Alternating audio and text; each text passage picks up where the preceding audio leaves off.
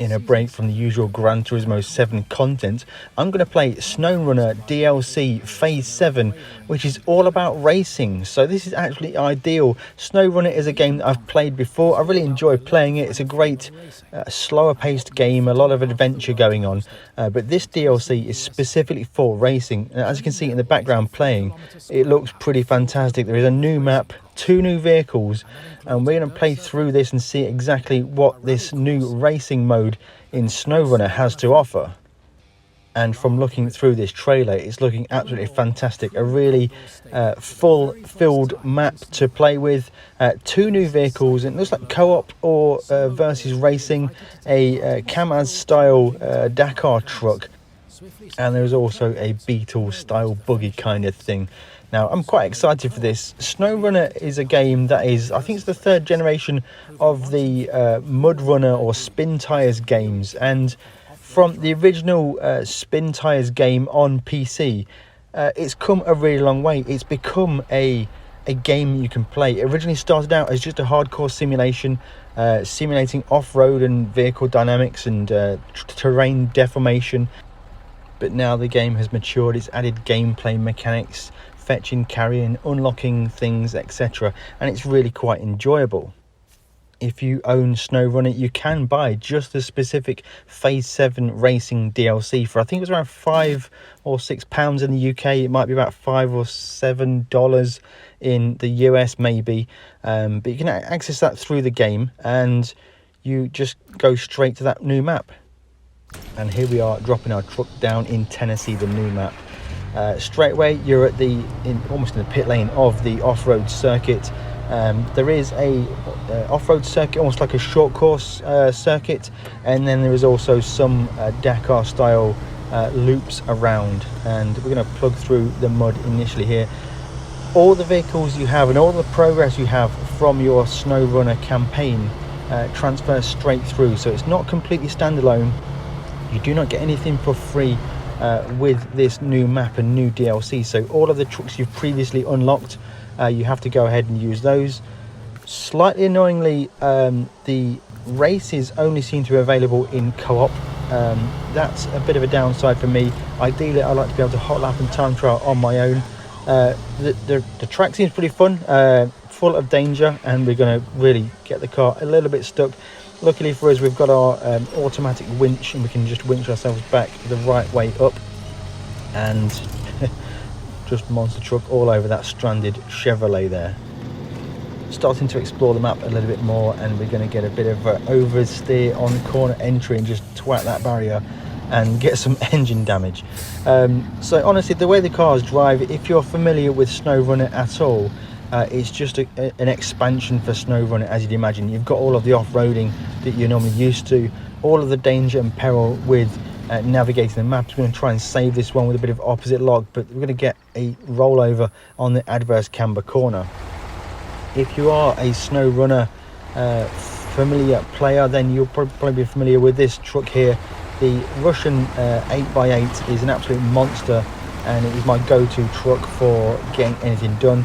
At this point, I was trying to wade through the water to unlock a watchtower, which basically unlocks certain sections of the map, but clearly this part of the river is uncrossable and we get swept downstream by the river.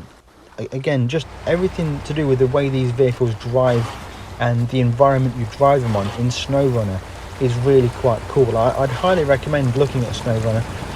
I'm happy to support the developers of SnowRunner. I really enjoy what they've done by taking a simulation and adding gameplay to it, and it's just really good fun, guys. It is a break from that high intensity racing simulation that GT7 does, and it's a bit of a slower paced, more of an exploration game, and you can just monster truck your way through the environment using the might of the truck that you've chosen.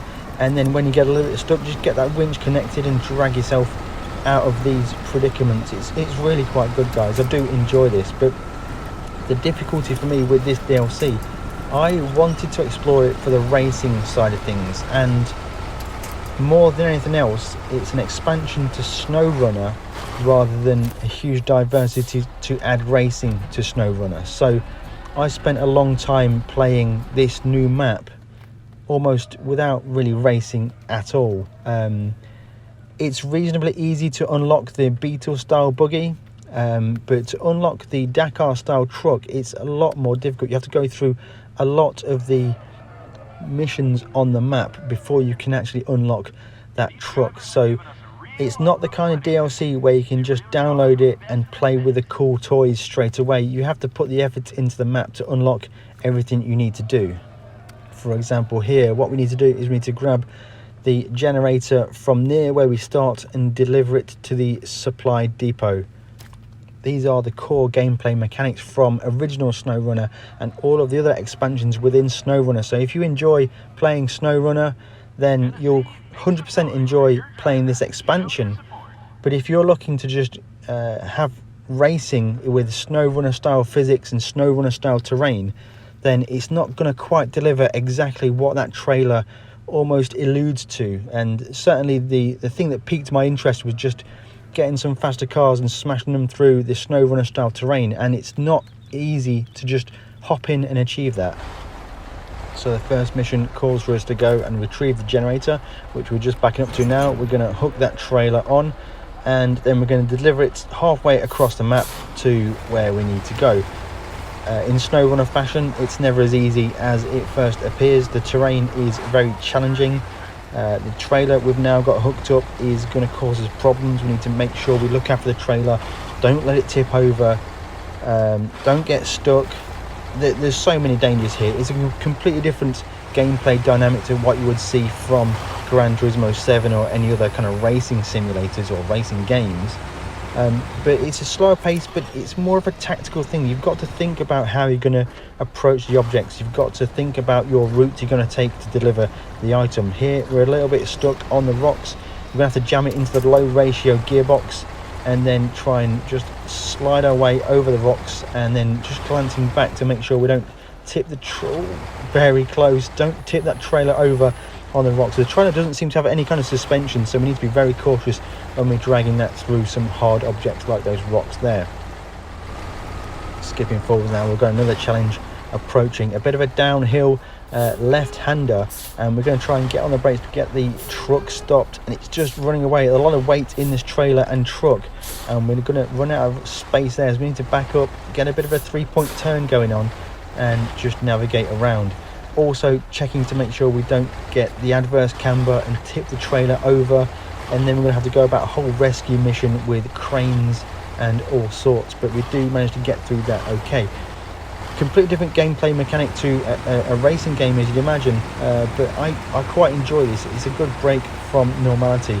Again, wading through the water here, trying to pull this trailer through, and we're a little bit stuck. We'll have to get that low ratio gearbox going on, I think. Yep, jam it into low ratio, ease on the throttle to try and pull the truck out of the mud, and using a bit of steering just to kind of find the grip, and we do just get a bit of traction there, and we can just slowly edge the trailer forwards and out of the mud.